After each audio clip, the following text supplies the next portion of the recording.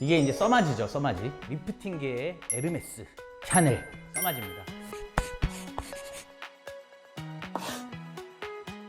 장비가 나온 지 20년이 넘었어요. 지금 4세대 정도인데 모노폴러 고주파의 원적격인데 아주 오래 전부터 개발이 돼서 여태까지 발전을 했죠. 리프팅 장비 가장 고급 버전이라고 할 수도 있지만 또 가장 초기부터 이 리프팅의 대명사로 불리웠던 이런 장비입니다. 그래서 써마지 하면은 아 좋은 거 가서 받았네, 제대로 받았네, 써마지로 안 되면 뭘로 하지? 약간 이제 이런 고민이 생기는 그런 장비인데 환자분들이 가장 해보고 싶어하는 그런 장비 중 하나입니다. 왜냐면은 비싸거든요. 이게 왜 비싸냐면 써마지는 일회용 팁이 있어요. 두 가지가 이렇게 있죠. 이게 이제 피부하는 팁이고 조그맣죠, 눈가 하는 팁이에요. 이 두 가지 팁인데 이게 100만 원 정도 해요. 요게 병원에서 100만 원 정도 하니까 환자분이 내는 가격은 좀 더 비싸겠죠. 시술가가 비싼 이유 중에 하나가 이 팁값이 비싸고 600샷이 평균입니다. 300샷짜리도 있고 900샷짜리도 있고 보통 600샷 얼굴 전체 하면 충분하고요. 우리가 목까지 하겠다 아니면 더 좀 세게 하고 싶다 그러면 900샷까지 하는 건데 이게 또 일회용이에요. 여기에 딱 꽂으면은 4시간 안에 써야 됩니다. 중간에 이렇게 600샷인데 뭐 300샷 하고 다음에 300샷 이게 안 돼요. 다른 장비들하고 좀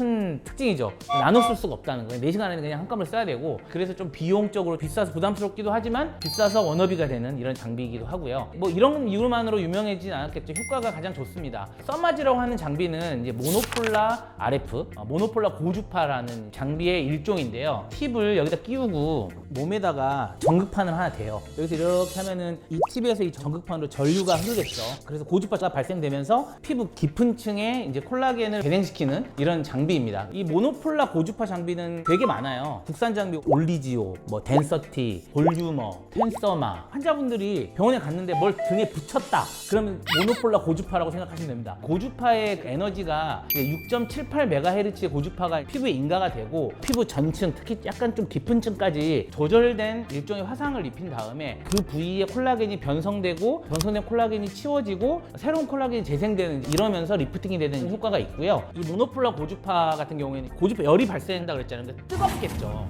이렇게 해서 열이 발생하면 화상을 입을 확률이 있고 실제로도 이제 이런 모노폴라 고주파 계열의 가장 큰 문제는 화상인데 여기 표면에 냉각 장치가 되어 있습니다. 여기는 차가워요. 그래서 이 피부 표면은 냉각해서 보호를 하고 그 아래층에 이제 고주파 열을 인가하는 방식으로 되어 있습니다. 원장님 다른 모노폴라 고주파 되게 많은데 여러 가지 장비들하고 얘가 차이가 뭐예요? 하고 이제 물어보면 기본적으로 원리는 똑같아요. 예를 들면 자동차를 비교해 봤을 때 스펙이 같은 엔진이라고 해서 똑같이 가진 않잖아요. 어떤 기본적인 스펙은 비슷하고 되어 있지만 실제로는 좀 다른 것 같습니다. 의사들도 체감하고 환자분도 체감하는데 일단 얘가 훨씬 강한 것 같아요. 그래서 훨씬 아픕니다. 수면 마취를 거의 한 70% 하는 것 같아요. 수면 마취 안 한 나머지 30%도 중간에 거의 뭐 온몸에 땀을 흘리면서 막 울면서 하는 그런 장비예요. 그래서 여기서 좀 선택이 갈리는 것 같아요. 수면 마취를 할 것이냐 말 것이냐, 내가 좀 이뻐지려고 수면 마취까지 해야 되나, 이제 이런 고민을 하시면 이 장비를 선택하기가 쉽지 않죠. 근데 대신에 강력하기 때문에 효과도 효과지만 오래 갑니다. 강력하게 고주파 열을 인가를 한 다음에 그 안에 콜라겐 변성과 재생이 일어나는 그 과정이 한 달 후부터 시작돼서 3개월 동안 활발하게 일어나고요. 3개월 후부터 진짜 빛을 발하기 시작해요. 이 써마지한 티가 난다. 6개월, 7개월까지 피크를 치고 다시 점점 돌아와서 1년 정도 가는 이런 장비라고 볼 수 있고 그게 최고의 단점이죠. 내가 1년에 한 번만 해도 되는 장비 별로 없어요. 원장님 이거 얼마나 가요? 그러면 3개월? 에? 막 이렇게 내가 이 비용 내고 이렇게 고통을 참았는데 3개월 간다 그러면은 좀 그렇죠. 근데 1년 간다 그러면 환자분 되게 좋아하세요. 한번 딱 날 잡고 1년 동안 리프팅에 대해서 좀 잊어버려도 되는 그런 장비입니다. 그래서 외국에서 K-뷰티를 경험하기 위해서 들어오는 분들이 이걸 되게 많이 해요. 1년에 한 번씩 하면 되니까. 국산 장비는 약하기 때문에 안 아파요. 좀 안 아픈 대신에 효과가 3개월, 6개월 이 정도인 것 같아요. 좀 짧기 때문에 1년에 2-3번 해야 됩니다. 얘가 비싸다 그랬죠. 얘 한 번 하느냐, 국산 장비 2-3번 하느냐, 비용 차이 별로 안 나요. 그래서 환자분들이 그 돈이야 생각하고 그냥 이거 선택하는 경우가 되게 많고요. 두 번째는 써마지에 대해서 이제 검색을 좀 해보면 다운타임이라고 하는 건 우리가 많이 쓰는 표현인데 요즘에는 또 일반인분들도 이 말을 많이 쓰시는 것 같아요. 한마디로 미모가 다운되는 타임이에요. 시술 받고 나면 한동안 못생겨져 있잖아요. 주사 자국도 나고 뭐 붓기도 하고 붉어지는 이런 걸 다운타임이라고 하잖아요. 근데 써마지가 다운타임이 꽤 있습니다. 병원마다 좀 다른 것 같아요. 환자분들이 저 써마지 받아봤는데 안 아프던데요? 하는 환자분도 계시고 써마지 받아봤는데 다음날 바로 상처를 복귀했어요 하는 분도 계시는데 그거는 수면 마취를 하지 않는 병원에서 되게 약한 약하게 한 거라고 보시면 돼요. 이게 이제 우리가 써마지 레벨이 0.5부터 쭉쭉쭉쭉 올라가는데 2.0까지는 좀 참으세요, 환자분들이. 근데 2.5부터는 못 참습니다. 2.5부터는 중간에 손 들어요. 저 그만할래요 막 이러기도 하고, 저 그냥 재워주시면 안 돼요? 밥 1시간 전에 먹어놓고 당황스럽죠. 2.5부터는 수면이 거의 필요하다고 보시면 돼요. 뭐 4.0까지 올려서 하는 경우가 있는데 3.0부터 하면 엄청 많이 부어요. 스펀지밥이 됩니다. 스펀지밥. 한 1, 2주 갑니다. 근데 제 생각에는 고가의 어떤 시술료를 우리가 지불해야 되는데 약하게 받는다? 그게 의미가 있을까요? 그러면 그냥 차라리 가성비 좋은 장비를 받는 게 당연히 좋죠. 약하게 할 거면. 써마지는 약하게 하는 거는 제가 볼 때는 의미가 없다고 생각을 해요. 그래서 써마지를 할 거면 무조건 좀 강하게 하셔야 되고, 화상을 입지 않고 부작용 없는 선에서 최대한 강도로 하시는 게 맞고요. 강하게 하면 분명히 붓고요. 그렇기 때문에 다운타임 생각하셔야 되고, 일주일 정도는 티가 납니다. 근데 다행히 이런 데는 괜찮아요. 이런 데는 코로나를 경험한 이후로 마스크가 크게 흠이 안 되잖아요. 그래서 우리가 이렇게 사각형이 되기 때문에 여기 마스크를 이렇게 가리시면 한 티는 안 나요. 여기가 많이 부어요.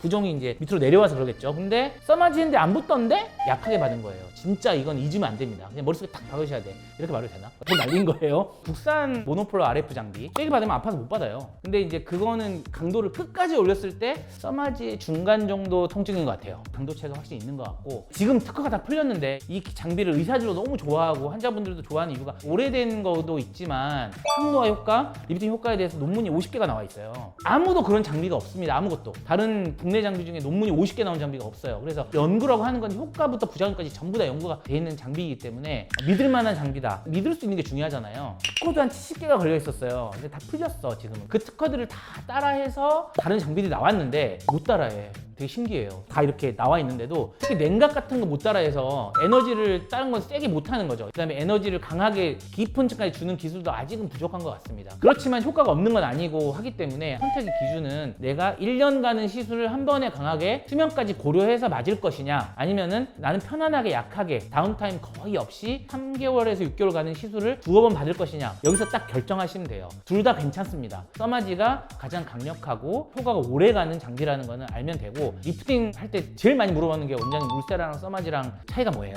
하고 물어봐요. 당연히 울써마지 하라고 같이 하세요 이렇게 말하는데, 이제 이렇게 대답하면 너무 무책임한 거고, 울세라 써마지 차이를 예전 유튜브에서 말한 적이 있는데, 울세라 같은 경우는 약간 비수술적으로 윤곽을 좀 교정하려고 하는 거예요. 네모난 얼굴을 좀 V라인으로 하고 싶다. 울세라 해야 되는데 나 같은 사람이 하는 거예요. 울세라. 써마지는 저 같은 타입은 잘 안 맞아요. 써마지는 피부가 좀 얇고 쭈글쭈글하고 헐렁헐렁하고 나이가 들수록 그렇게 되잖아요. 그러면 이걸 좀 팽팽하게 해주고 탄력을 줘서 쫀쫀하게 해주는 게 목적이에요. 이게 어느 정도는 피부 탄력을 주면은 리프팅이 되기도 하지만, 이게 이제 피부를 좀 치밀하고 팽팽하고 이 흐물흐물한 느낌을 좀 없애주는 타이트닝 쪽에 가깝다고 보시면 되죠. 리프팅과 타이트닝이 같이 혼용해서 쓰이는데, 실제로 이렇게 중력 반대방으로 쭉 올리는 게 울세라고 얼굴 좀 작게 만드는 게 울세라면, 써마지는 나이 들어서 좀 흐물흐물하고 탄력이 없어진 피부를 좀 팽팽하게 만들어주는 게 써마지라고 할 수 있어요. 그래서 40대가 넘어가면 둘 다 해야 될걸요? 젊었을 때는 좀 이제 선택해서 할 수 있다고 보시면 됩니다. 눈가 주변 같은 경우나 입 주변 같은 경우 이런 탄력이 많이 떨어지거든요. 아이 써마지도 되게 눈 주변에